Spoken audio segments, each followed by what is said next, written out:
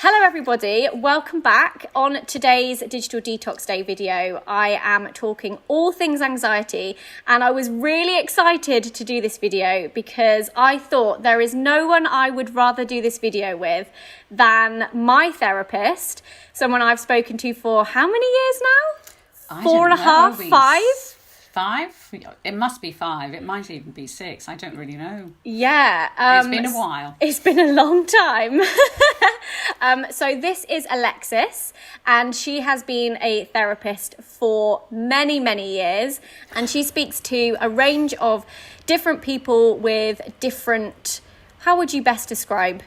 Different mental health issues and problems. Yeah. And yes, their lives aren't working in the way they'd like them to. Yes. And actually, one of the things that was so clear when we were looking into how social media makes people feel was how anxious people feel in general, but also when it comes to social media and comparing yourself, and also the effects of a lot of the other videos that we've already filmed. So you've got things like cyberbullying, you've got things like body dysmorphia and body confidence, and there's so many different elements and areas within social media that can impact somebody's mental health. But I think one overarching feeling that a lot of people had was this kind of anxious, like very unsettled feeling. And so I thought it would be great to be able to sit down with Alexis and talk a little bit more about that. Hopefully some of you will resonate with this, or it will help you in some way, or at least help you to know that you are not alone in feeling like that, and that there are some things that might be able to help you.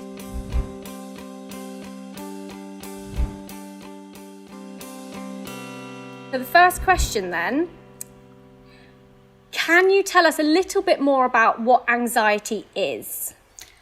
Yes, anxiety is a very broad field. So anxiety is a very broad field. We all feel anxious. People will often say to me, I want to get rid of my anxiety. Yet anxiety is an important human mind process. We have to be able to feel anxious because our anxiety is there to help us keep safe, which is what we want. The problems arise when anxiety gets out of hand, and our imagination, which we're fortunate to have, but our imagination constructs thoughts that actually unsettle us. So we can be anxious about all sorts of things in all sorts of ways. But with social media in particular, we become anxious because of things that we are watching or listening to. And that's a very sort of specific area of anxiety. So I guess this kicks on from that, but why does social media often make people feel worse, especially for somebody who might already have a very vivid imagination? Like, we know my imagination is is quite colourful. Yes.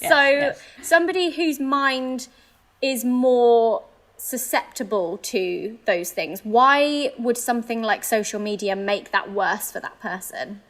Because they tune into it, literally. So they're tuning into it. So if you think of anxiety, it's the imagination creating thoughts, and always anxiety is projected into a future. So we worry, even if it's something that we think we might have said or we might have upset somebody. But even if we're looking into the past about something we're worried about, we're still projecting it into what will that mean for me in my future.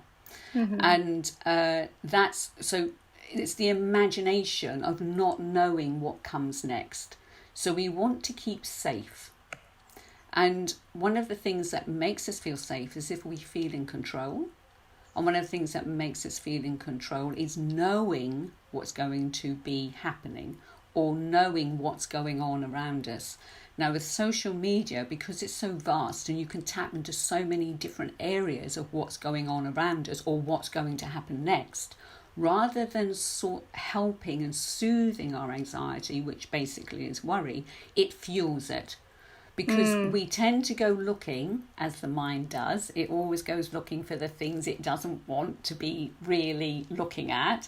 So, and the one that I've always used with you, and it's a very common one, is, if you don't try not to think of the colour blue, And then because we have to think of blue to be able to negate that colour, we actually go looking for all the things that are fueling our anxieties in trying to soothe them. But of course, all we're doing is just inflaming it all the time. Yeah. Yeah, that's one aspect. And then the other aspect is that we tend to go looking for, we narrow our perception with social media. So we go looking for the ideas and the beliefs and the values and the concerns that feed into what we are anxious about, rather than seeing the bigger, broader picture, which is definitely there on social media, but we're not following those people, we're not reading those news, we're not listening to that podcast, we're actually just homing in on all the stuff that's going to make us feel worse. So interesting. And actually, a fun fact with the colour blue, I've been now doing this with Alexis for 5 years, and whenever she says that, I think of green. Yeah, I've reprogrammed my mind. Yes. And that is basically how it sounds so simple, yet it isn't easy. But working with anxiety, that's actually how we have to train the mind. We have to train the mind to go where we want it to go, rather than trying to keep it away from all the stuff that we don't like. Yeah, because ultimately keeping it away from only exasperates how you feel about certain things. Yes, because we're all the time we're thinking about what we don't want rather than thinking about what we do want. And I can imagine for a lot of people, especially during lockdown, where social media was being used a lot more and the news was much more intense, and it was everywhere you were looking. You know, I would open my phone and I had hundreds of news articles, and then I would go on Instagram, which usually would be sort of my escape, like somewhere I can follow the people that I like watching, and everyone was talking about it. And you know, we're on our phones more and we're FaceTiming our friends and our families, and that interaction we're having with our devices and with social media kind of got doubled in those months. Tripled or quadrupled. I mean, it was huge. And people were tuning into the 5 o'clock bulletin, they're listening to the news, everybody's watching the figures go up. And all that's doing is creating this sense of, I'm not in control, I'm not safe, I don't know what's going to happen next. And it brought into sharp focus what anxiety actually is, which is this aspect of, I want to know what's happening, I want to feel I'm in control. And of course, within our society, in particular, because we're very fortunate because of where we live in the world, we don't really have that unsettled mass anxiety happen very often. You know, we tend to live in quite a secure environment. We have good health care. We do tend to have a lot of control over our day-to-day lives without even being consciously aware of it. So when something like this happens, like COVID, it really escalates that feeling of, well, I'm not safe. Yeah, it's so true. It's so easy then to go down what I call rabbit holes of the mind, but they're things where we can get knocked more off balance by reading about conspiracy theories or area that we live in, the statistics in our particular area. And that just, as you can imagine, and it is imagination, fuels it all the more. Can social media ever be good for people with anxiety? Oh, yes. We go back to this thing where I said at the beginning, you know, people will often say to me about getting rid of anxiety. And no. Don't ever get rid of anxiety, because if you think of somebody who doesn't live with anxiety, they're not safe because they don't know when they need to be concerned about something. So the difference is between worry, which is just endless round and round, and I know we've talked about this before, and worry where you can actually do something about it, because if you do something about what you're worried about, you can take action on it, and then the worry isn't there anymore. So it's about if you can't actually take action on a worry, then you need to drop it. So where social media can be very helpful with that, because often people will say to me, how can I drop a worry? I'm worried. How can I drop it?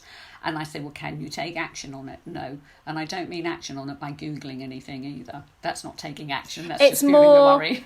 Worrying that you didn't lock the door, and being able, if you were 2 minutes down the road, can you go back and check? Yes. You can. Okay, that's then action. Yeah. But don't lie there worrying, or go off on your wherever you're going, your journey, or whatever you're doing by worrying about it. But what you can do is distract yourself. Distracting ourselves is a very good way of dropping worries. So if you can't take action on a worry and you're finding it difficult to drop it, that's where tuning into something on social media can be so helpful, because before you know it, you're thinking about, find something lighthearted. I think Joe Wicks, I don't really know much about Joe Wicks, but I do know he was very, very popular during lockdown. And I think he was great for being able to take people's worries and anxieties and channel them somewhere where they were so distracted and physically active, which always helps, physical activity, being out in nature, and really made a difference for people. Because they realised that their worries were just worries. And actually, when they did some physical exercise and they were whatever they were doing with Joe Wicks, it worked for them. Exactly. So that's where social media comes into its own. What you do on social media, you encourage people. I know the book club and things like that. You're taking people in this other direction. You're taking them, not trying to get away from and worried about, but I could focus on this instead. So I think that's where social media has a real strength, and it does connect people. Yes. And being connected with people is so important for us as human beings. Definitely. I suppose, like most things, at a good level, when it works at a good level, it's good. And it's only if you consume too much that it can become an issue. Yes, I meant to say that when we were talking about anxiety. This thing about anxiety is necessary. So I always mark things on scales of 0 to 10. Again, you're very familiar with this. We've been doing this for a long while. So, how are you feeling 0 to 10? How do you feel on a scale of 0 to 10 about being anxious? It's when people are, I'm up at an 8, I'm up at a 9, I'm up at a 10. That's when anxiety is a real issue. That's when it's a real problem. That's when it needs to be lowered. But when anxiety is nicely in the background at a 1, 2, that's fine. That's where it's meant to be. It's meant to just be there in the background. So if I need to be a little bit aware of something, crossing the road, or, my laptop just cutting out, or that wouldn't make me anxious, but it's that sort of thing. But it just needs to be ticking away in the background very softly, so it's when it's needed it steps forward. But for people who are really anxious and who are fueling their anxiety, they're keeping themselves up at that 8, 9, 10, and that's when it's not good for you, as you know. As I know. It's taken me a good few years, but I'd say I'm definitely on the lower scale now. You are now, yes. You always used a really good metaphor, is it, for those levels of anxiety. And it was something about a lion in a bush, and I can't remember what it was. It was... Yes, there's two. There's one that, it's like if you think of early man and think about how the mind and brain developed, if we're trotting across the savannah and we see a rustle, the bush is rustling, we need to be aware that could be a lion in there. And that's where anxiety at 1, 2 works. When we're trotting across the open plains and we're constantly looking, or we won't even step out onto those open plains in case there's a lion. Scared. Now that's where anxiety's at an 8, 9, 10, and now it's really counterproductive. And of course, the other one that I use with people is if I'm sitting in my office and we're chatting away, if there's suddenly a loud roar outside or a loud bang, it's quite normal and perfectly okay from an anxiety point of view to step up and look out the window and see what's going on, because we do need to know. And then once we've discounted that fear, we're okay. What are the best personal coping strategies for people experiencing anxiety? That's really interesting. And I suppose it's hard because, as I know, everybody's anxieties are so different. Not one person will have the exact feelings that another person will have, and they will all stem from such different things and issues and different parts of people's lives. Some might be very deep rooted, some might be quite surface level. So I understand that's quite a hard question to answer. It's a very broad question. Yeah. But I forgot what the question was now. So any personal coping strategies? So I suppose any tips you've ever given me, I can think of a really good one. I think this is with regard to social media and people coming in the room. Is that one? No? Yeah. So I have two that I always sort of carry in my back pocket. All right. And the first one is the distraction, which you touched on already, and that giving yourself those 10-minute chunks. Yes. Yeah. Specifically, if you feel a panic attack coming, or you can feel your anxiety really like spiraling a bit, to be able to split your time up in order to distract yourself and allow your mind to remember that time is moving forward, because I think for a lot of people, when they're feeling very anxious, they feel a bit stuck in time. Yes. And that's always helped me, is those like, do 10 minutes of reading, 10 minutes of watching a bit of Gavin and Stacey, 10 minutes of playing a game on an app, 10 minutes of flicking through Instagram. But as long as you're changing that up, if you're feeling those intense feelings, it really, really helps me.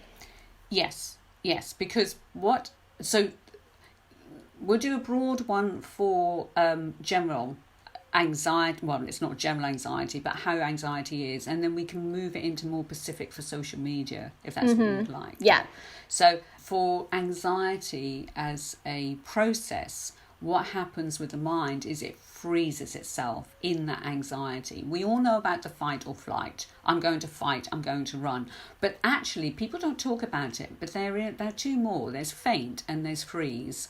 Now, we'll leave faint because that's quite a specific area. But freezing is what we generally do. We freeze ourselves in that anxiety. We can't move. We can't move our minds. Our mind's frozen in it. So there are methods that can be used, which over the years I've developed, because, as you say, each client, each person has their own specific way of experiencing anxiety. The process is the same, so you get the same anxiety feelings of getting warm and fast heart and breathing. This. Oh, yeah. That was mine. Breathing. Oh, yes. And how people experience it is very specific to that. So the process is the same for everyone. How anxiety works in the mind, it builds, it freezes. But then so that's the process. But then everybody is an individual. So it's actually finding out what their individual ways of doing anxiety is.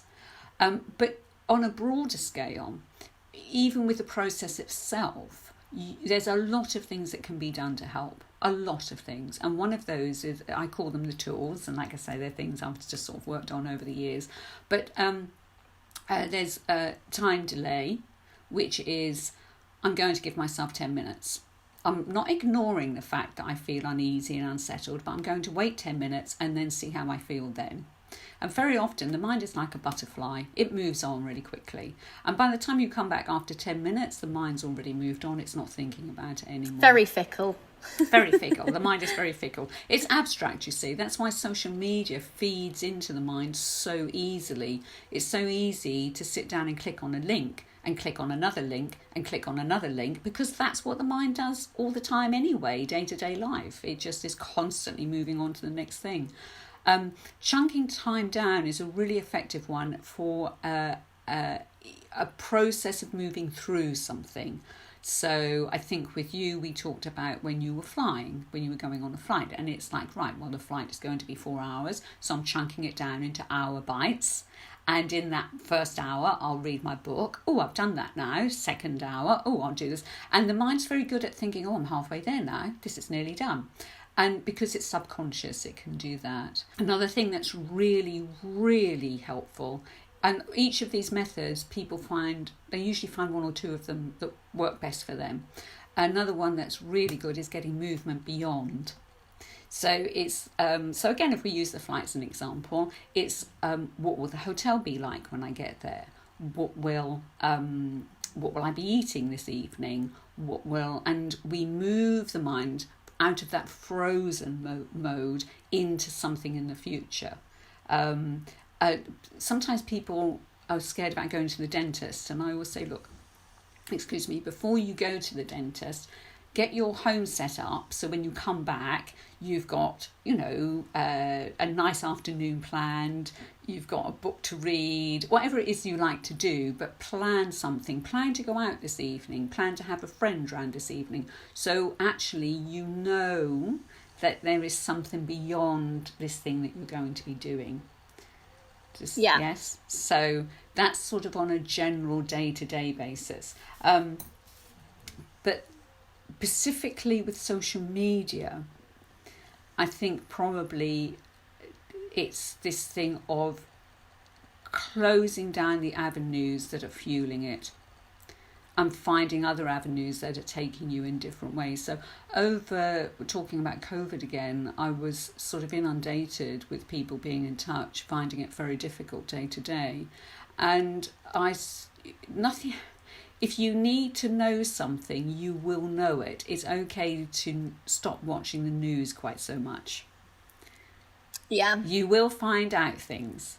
It's really important to try to make sure that you don't engage in too much conversation about it. So, if somebody starts a thread, don't engage with it. Engagement always opens something up and fuels it. So even if you're taking an opposing view, you've still absorbed yourself into it. There's been a lot of talk about nature, and it is very good. Physical activity in nature is very good. That again is movement. If we go back to that thing of always keep the mind moving into a different direction, going outside, it helps. We're moving, we're seeing things, we're hearing different things, and connecting with others, but not necessarily in that, oh, isn't it dreadful? Have you read the news? Have you heard the figures?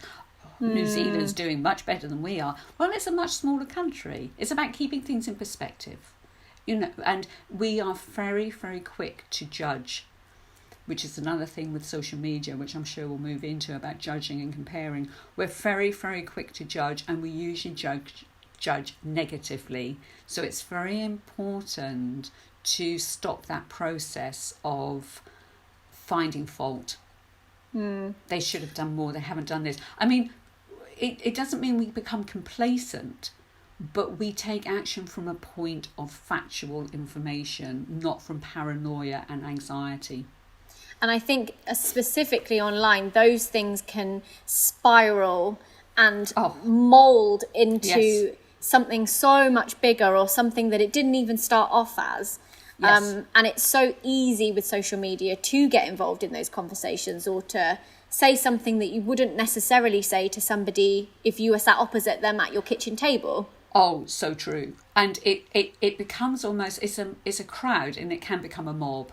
Yeah. And you have been on the receiving end of some of this that can go on social media, where people become inflamed and make comments and have an opinion, and they're uninformed. They don't know the situation. And it's everybody climbing on a bandwagon, or everybody, you think, having their opinion, their point of view, which doesn't really always relate to the subject that is being discussed. I think one other thing that I always find very helpful, and that I know others do too, is to remember that you only see a very tiny fraction of how somebody really is, the friendships, the bonds they have with people. A lot of what people share on social media is not the full picture. It would be very hard to give the full picture of someone's entire life online, and it will always be a best bits reel. Oh yes, because people don't want the stuff. They wouldn't. Nobody wants to know. Yeah, it would be TMI if everybody shared every aspect of their life. Yes. And I think sometimes being able to bring that back into perspective, if somebody was finding it particularly hard with friends in school. I know so many young teens and people in their kind of middle teens that have grown up with the internet, whereas I had a very different experience of the internet when I was a teenager. we had it, but we didn't use it like that. There was no social media. If I had fallouts with my friends, it was in the classroom, and we would send each other notes or meet up at break time and talk about it. And I think for a lot of young people who are growing up with the access to be able to say whatever they want to somebody else in their classroom via social media, it must be so it must feel like such a personal, awful experience to have to go through that. So within a situation where a note is passed in class, it's you kind of know who it's coming from, and you are in a group. So you're with your peer group. What happens on social media, though, is when somebody metaphorically passes that note, they're completely anonymous. You don't know where that's coming from. And you're not in a peer group. There's only you and your screen. So the two things there and it's at home. Yes. So your home is invaded. So your personal space is invaded. There's nowhere you can go to be safe. Ironically, a lot of people feel safe in their bedroom, but that's also the place where they will most view their social media. The comments that are being made seem so personal, rather than realizing that person is just like that to everybody. In a classroom, that person's like that. Yeah, they're really mean to everyone. But when it's on screen, it's so personal, because it's like that person's only being mean to me. And of course, when you're in an environment where you know who it is who's projecting that towards you, you have some protection. But when it's so anonymous, you don't really know who that person is. You don't know how old they are. You don't know what they look like. You don't know what their background is. You don't know what their belief and values are. It's really demoralizing.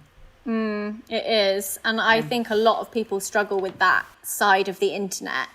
Whether you've got a following or you don't, and you just have, your school friends and, your peers and family that follow you. I think that level of anonymity that comes with social media is often, it's like a wall has come down, and you don't really know where to go to feel safe, I suppose, especially if you're reading this in your home, when you're at home with your family, the people who do know you and do love you.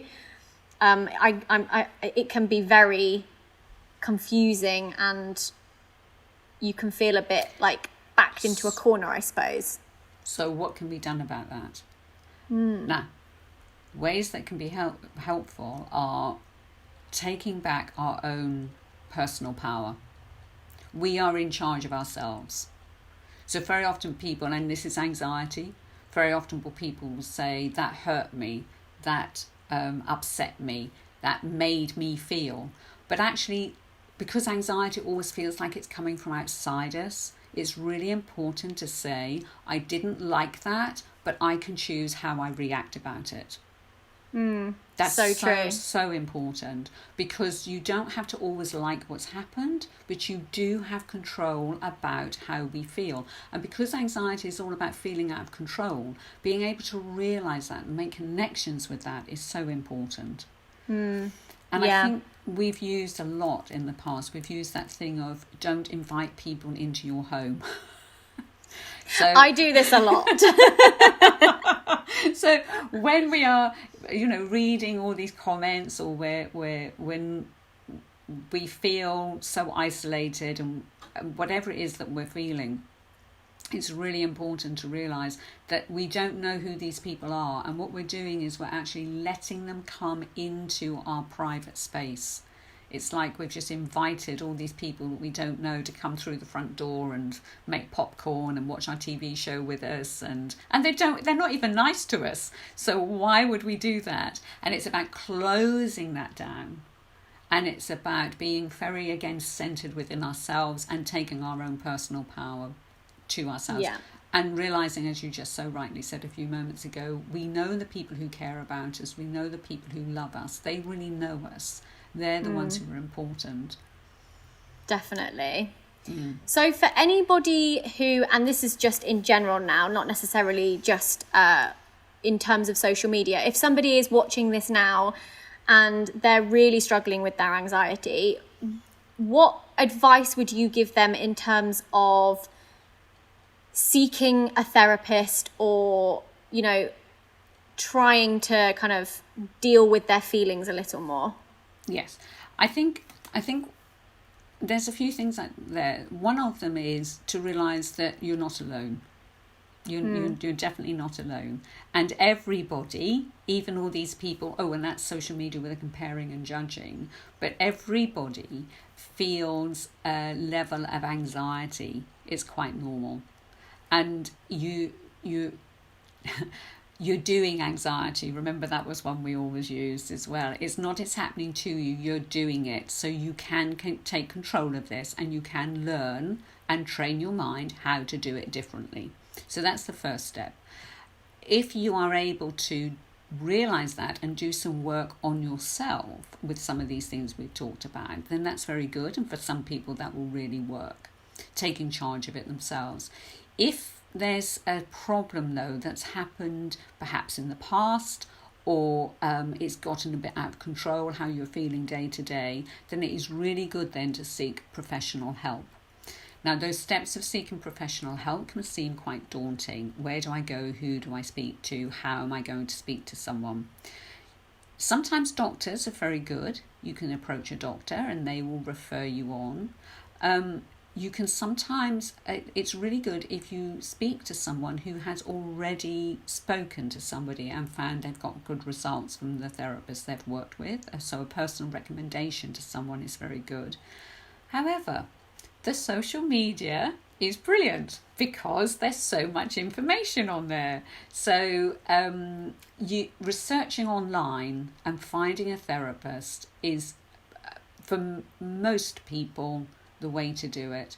And it's really good to read about that person and read about it's not so testimonials and qualifications, all that help, but it's important to feel that you feel a rapport with that person and that you feel that person will understand you.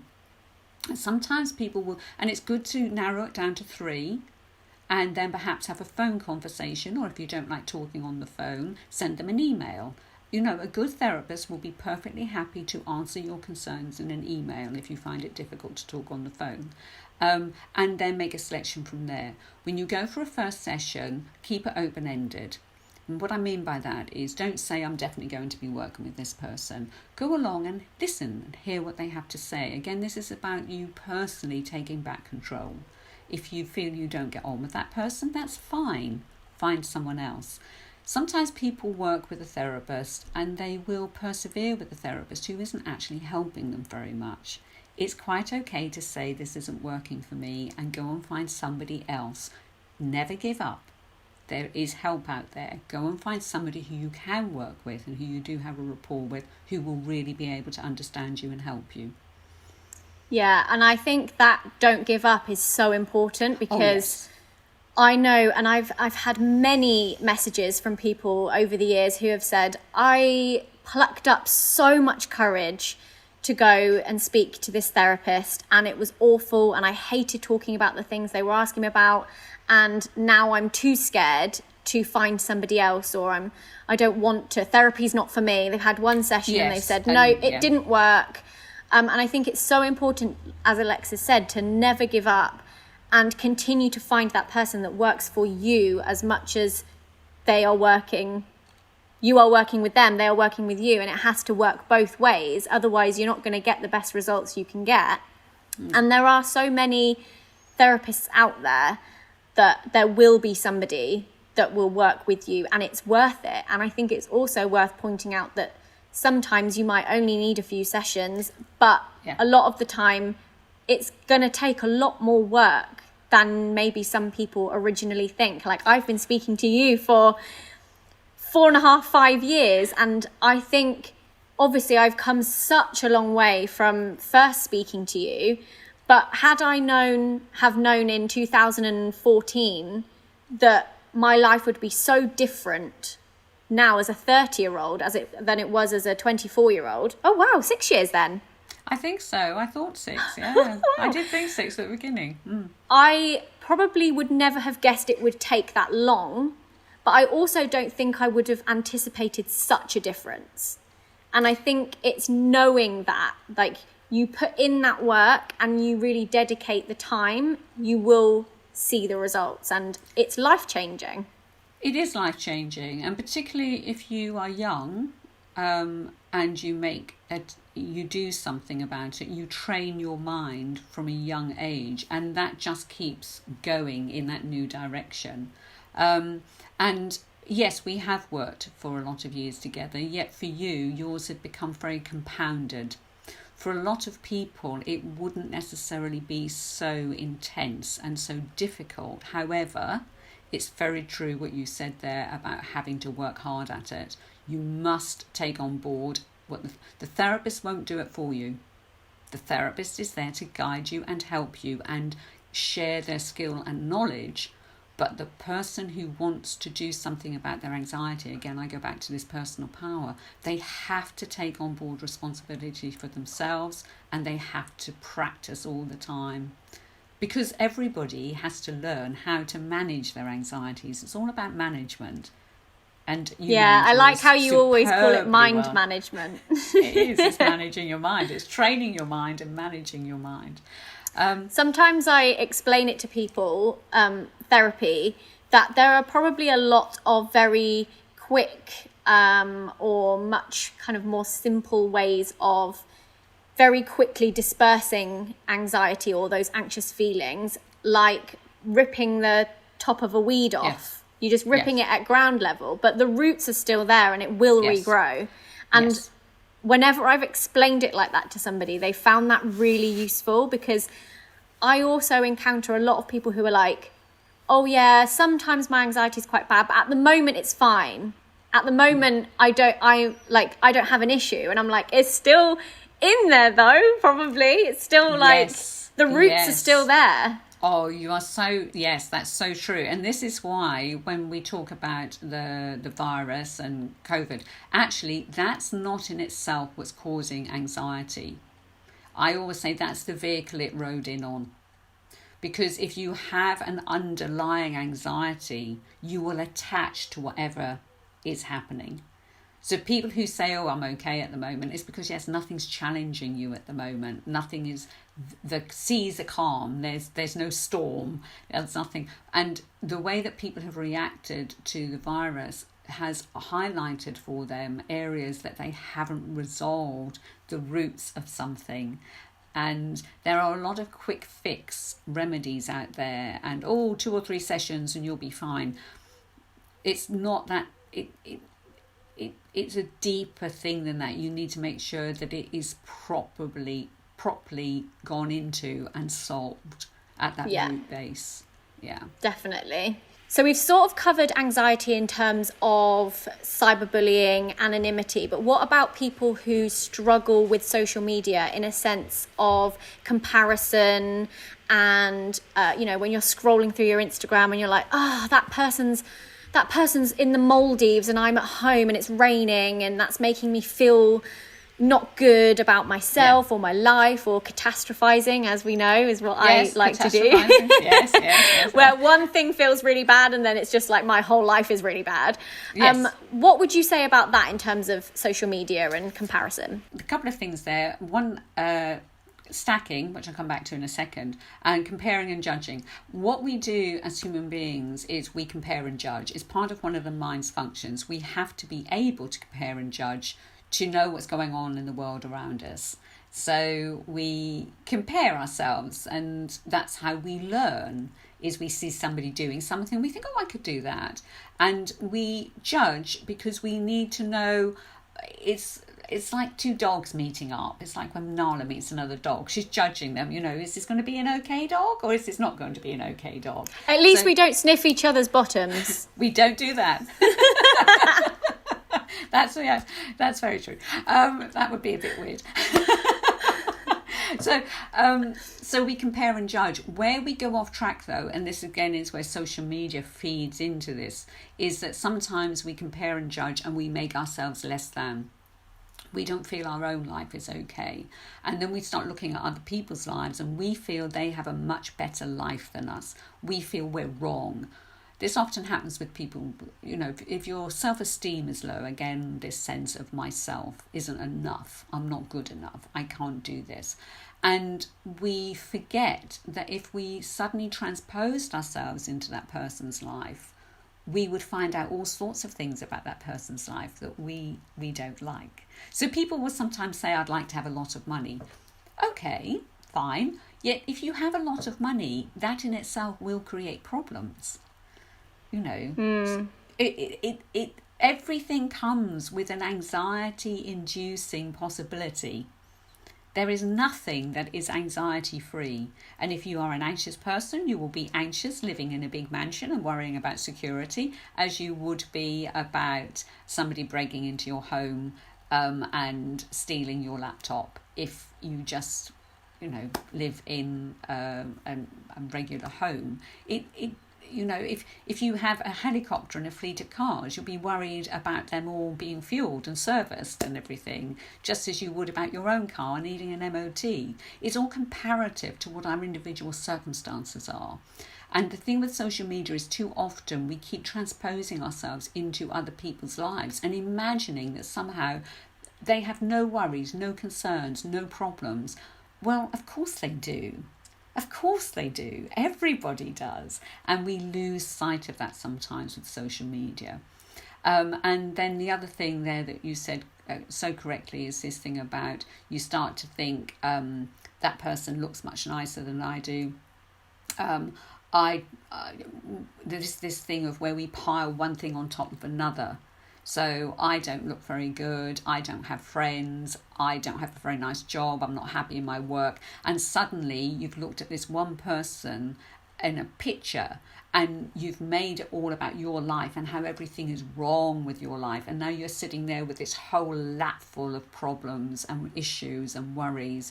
And that feels so heavy and it's so unnecessary. Because we've decided that that's the way our life is, which it isn't at all. And it's this thing of, okay, I'm stacking now, or okay, I'm catastrophizing now, or okay, I'm worrying now, I need to stop. And that's where the daily practice comes in. And people can, just from watching this today, people can start using those tools straight away. They can start recognizing when they're making a bigger deal than they need to. They can realise when they're stacking things one on top of another.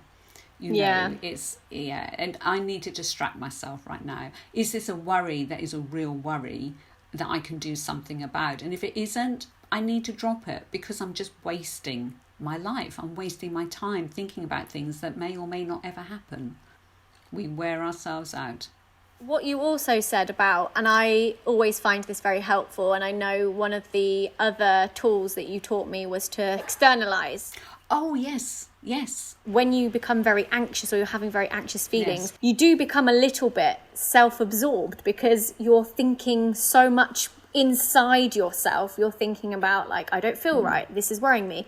Me, I, and that's just the way that it works. But the minute you think about, what's this person doing? I wonder what they're worrying about today. I wonder where they're going. I wonder if they had a good night's sleep. I wonder what they ate for breakfast. That's it. You stop thinking so much about what's going on in your mind and with your body. If you're physically feeling those anxious, the sweats and the hot and feeling funny, you think less about that and more about someone else. And then you actually don't feel it as much because you're not fueling it. The mind's being moved on. And that's one of the tools. And that's a bit more of a slightly complicated one in that it isn't always easy for people to take this one on board straight away. But it's the focusing out when focusing in, and the focusing in when focusing out. So you've described that perfectly there. That's when you're really focusing on yourself, and then it's like looking at the people around you, making up stories about them, wondering what they've been doing. And that's the focusing out when you're focusing in. And then the other way round is also really helpful, especially with social media.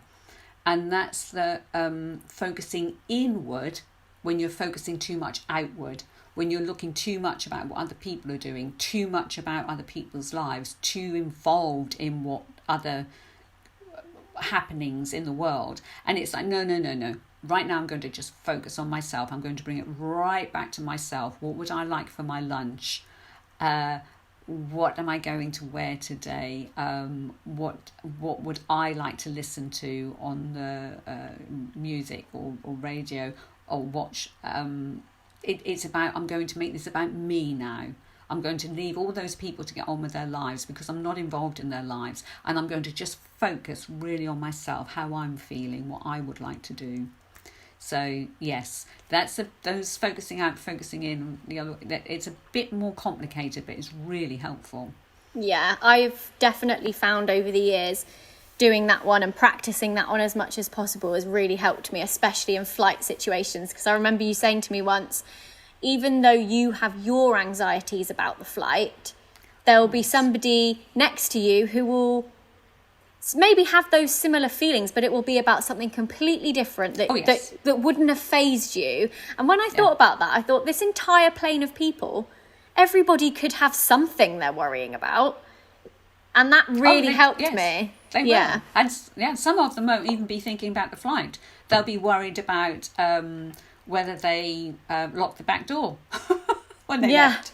It's worry is worry. It's if people have a habit of worrying. Oh, and the other thing the mind always says is, but what if this time it really is a worry? No, it's not. You're just doing the same thing that you've always done, which is worry. And, the mind will trick us. It will go, yes, but what if this time it really is a real worry this time? And it's like, no, this is just like all the thousands of other worries you've had. It's just a worry. It's just a worry habit.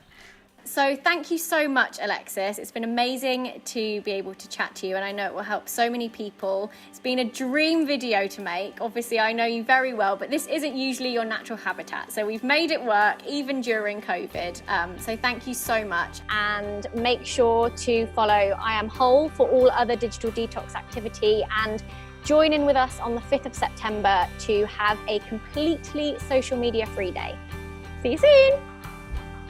Join us on the 5th of September and post a picture letting everyone know you're off.